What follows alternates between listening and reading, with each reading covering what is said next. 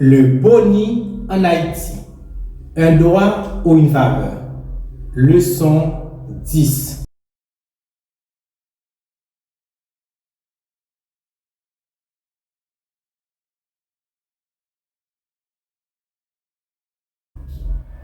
Bonjour ou bonsoir mesdames, messieurs. Dépendamment de l'heure que vous regardez cette nouvelle leçon, cette nouvelle vidéo, c'est toujours votre rubrique Doigt vers le doigt sur votre plateforme préférée Univers dans une main. Toujours votre serviteur Saint-Mius. Dans le cadre de notre rubrique Doigt vers le doigt sur les plateformes Univers dans une main, nous abordons un sujet essentiel pour les travailleurs haïtiens. Le boni est-il une simple faveur d'un employeur ou d'un droit légalement reconnu? Décryptons ensemble ce concept, ses implications légales et les modalités de son calcul. Qu'est-ce que le boni? Le boni, également appelé bonus, est une somme supplémentaire qu'un employeur verse à un employé en complément de son salaire régulier. Ce montant peut être financier comme une somme d'argent, non financier comme cadeau, voyage et d'autres avantages. Cependant, le boni doit être proportionnel au travail effectué par l'employé et à son salaire mensuel.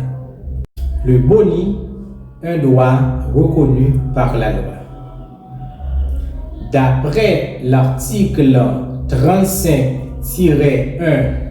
de la Constitution haïtienne de 1987 et de 1987 amendée, tout employé, qu'il soit dans le secteur public ou privé, a droit à un boni. Cela signifie que le boni n'est pas une faveur, mais un droit légalement reconnu comme les autres droits subjectifs. De plus, l'article 154 du Code du travail précise que le boni est applicable à tous, sauf dans certains cas, comme les entreprises à but non lucratif, les organisations philanthropiques, quand le boni doit être payé.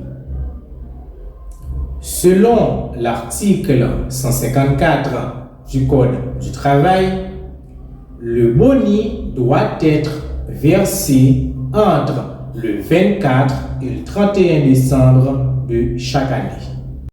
Ce versement coïncide avec la période de la préparation des fêtes de fin d'année, permettant aux employés de mieux préparer cette période. Boni. Comment calculer votre boni? Le calcul du boni est basé sur le nombre de mois travaillés par un employé dans une entreprise au cours de l'année.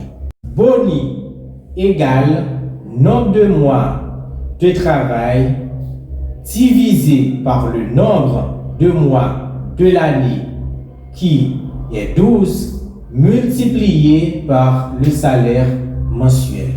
Si un employé travaille pendant toute l'année, son boni sera égal ou proportionnel à son salaire mensuel. Dans le cas contraire, son boni sera égal ou proportionnel au nombre de mois effectivement travaillés. Prenons l'exemple d'un employé qui travaille pendant 6 mois dans une entreprise avec un salaire mensuel de 40 000 gourdes. le calcul est le suivant.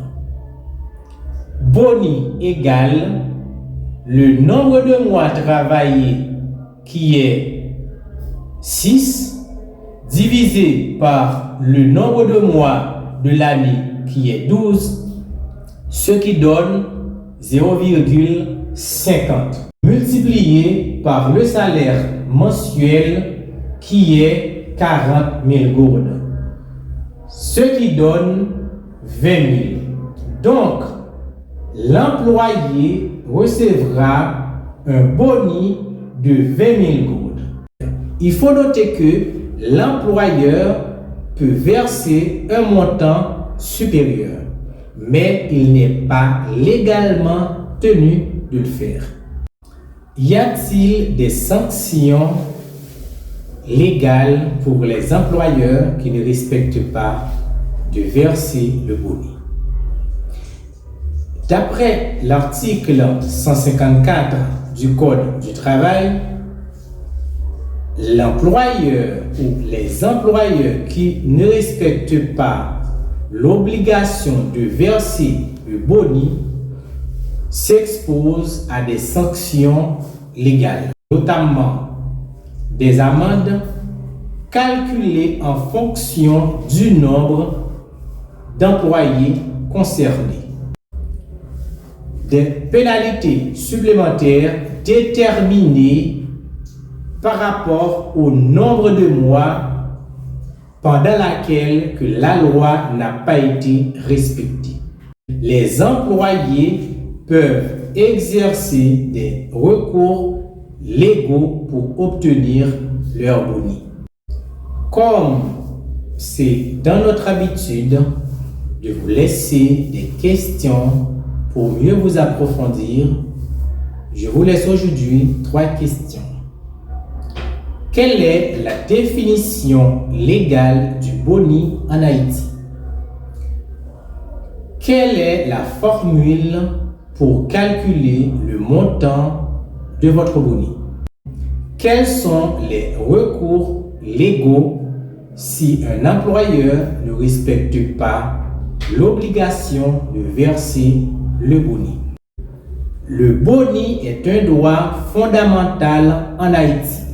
C'est une manière de reconnaître les efforts des employés et d'améliorer leurs conditions de vie, surtout en fin d'année. Il est important que chaque employé connaisse ses droits et sache comment les faire valoir. Faites le calcul pour déterminer votre boni. Utilisez la formule ci-dessus pour déterminer ce que vous êtes en droit de recevoir. Si un employeur ne respecte pas l'obligation de verser le boni, sachez que la loi est de votre côté. Merci d'avoir suivi cette vidéo, cette leçon, et je vous donne rendez-vous pour une nouvelle vidéo. Mais avant de partir, n'oubliez pas de liker, de partager et de s'abonner pour ne rien manquer de nos prochaines leçons ou de nos prochaines vidéos. Merci et à la prochaine.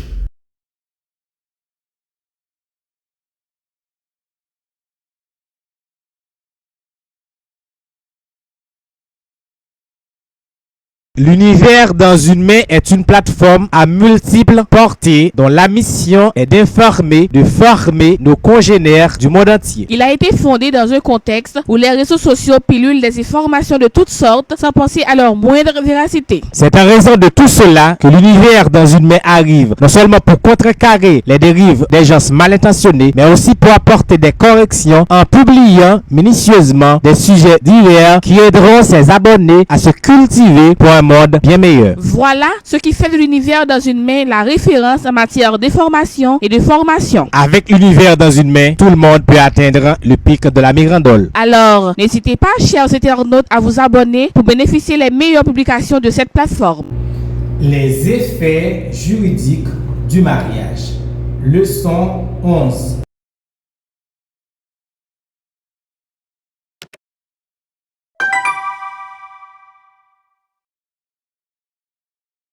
Bonsoir, mesdames, messieurs, dépendamment de l'heure que vous regardez cette nouvelle vidéo, c'est toujours encore votre serviteur Saint-Miu. Toujours la même plateforme, Univers dans une. Le mariage n'est pas seulement une union sentimentale ou sociale, c'est un acte juridique aux conséquences considérables. Il crée des obligations entre les époux et envers leurs enfants, tout en régissant l'administration des biens des conjoints.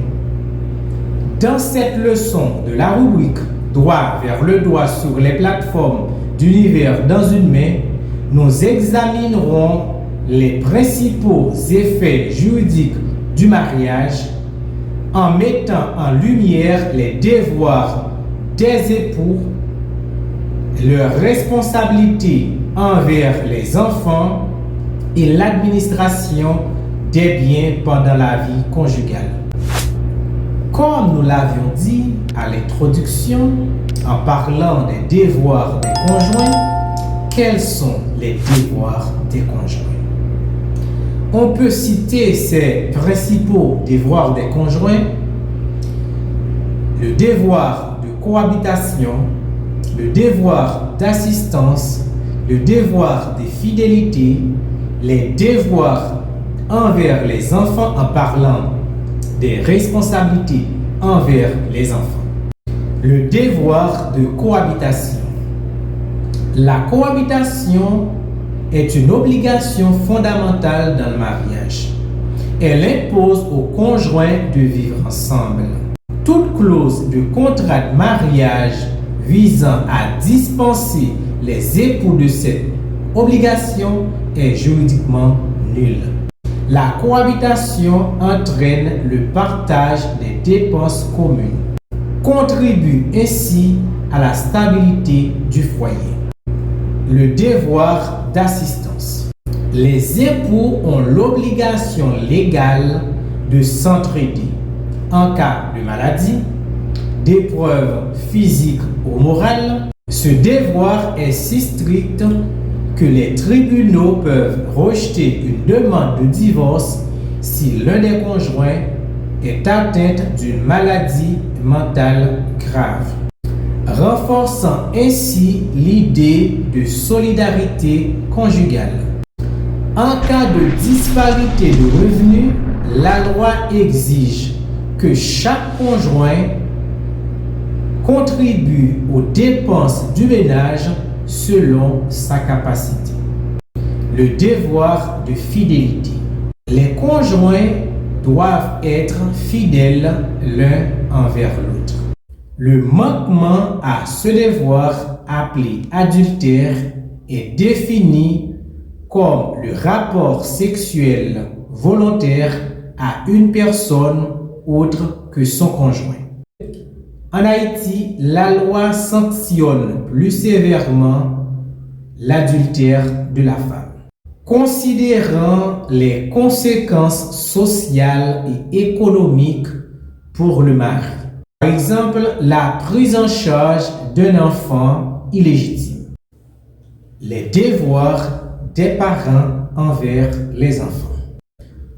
Les parents ont l'obligation juridique d'élever et d'éduquer leurs enfants. Les parents doivent créer un environnement harmonieux fondé sur le respect mutuel et l'affection. Ce devoir englobe aussi l'aspect financier, tel que la prise en charge des besoins essentiels des enfants. Maintenant, voyons comment se fait l'administration des biens des époux. Contrat de mariage et du régime matrimonial. Avant le mariage ou avant la célébration du mariage, les époux peuvent signer un contrat devant un notaire pour définir comment gérer leurs biens pendant la vie conjugale. En Haïti, la plupart des mariages se font sans contrat. ce qui soumet les conjoints au régime de communauté légale prévu par le Code civil. Comment classer les biens des époux? La classification des biens des conjoints se fait ainsi. Le patrimoine propre, le patrimoine commun. Le patrimoine propre, ce sont les biens acquis avant le mariage ou par héritage. Tandis que le patrimoine commun, ce sont les biens acquis pendant le mariage. En général, le mari est l'administrateur principal des biens communs, des biens propres de la femme et ses propres biens. Quant à la femme, elle détient le pouvoir des clés, ce qui lui permet de gérer les dépenses quotidiennes du ménage, telles que la nourriture, l'aliment, la scolarité, etc., sans avoir besoin de l'autorisation du mari. Comme c'est une habitude, à chaque leçon, je vous laisse toujours des questions afin de mieux vous approfondir et de mieux réfléchir.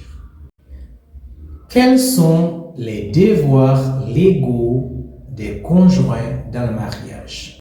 Comment la loi distingue-t-elle les patrimoines propres et communs? Quelle est la responsabilité légale des parents envers leurs enfants? En quoi le devoir de cohabitation est-il juridiquement obligatoire? Quel est le rôle du contrat de mariage dans l'administration des biens des conjoints?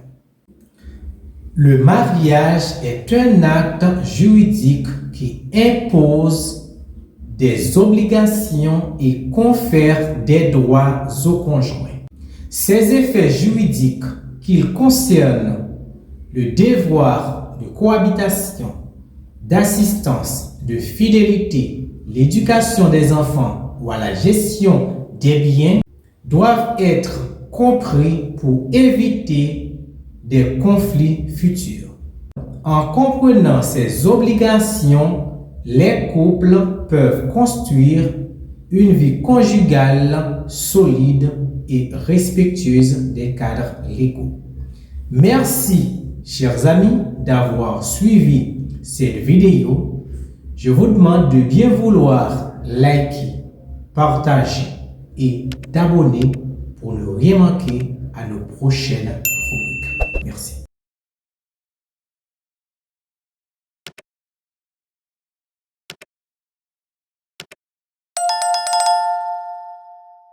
L'univers dans une main est une plateforme à multiples portées dont la mission est d'informer, de former nos congénères du monde entier. Il a été fondé dans un contexte où les réseaux sociaux pilulent des informations de toutes sortes sans penser à leur moindre véracité. C'est en raison de tout cela que l'univers dans une main arrive, non seulement pour contrecarrer les dérives des gens mal intentionnés, mais aussi pour apporter des corrections en publiant minutieusement des sujets divers qui aideront ses abonnés à se cultiver pour un mode bien meilleur. Voilà ce qui fait de l'univers dans une main la référence en matière d'information et de formation. Avec l'univers dans une main, tout le monde peut atteindre le pic de la mirandole. Alors, n'hésitez pas, chers internautes, à vous abonner pour bénéficier des meilleures publications de cette plateforme.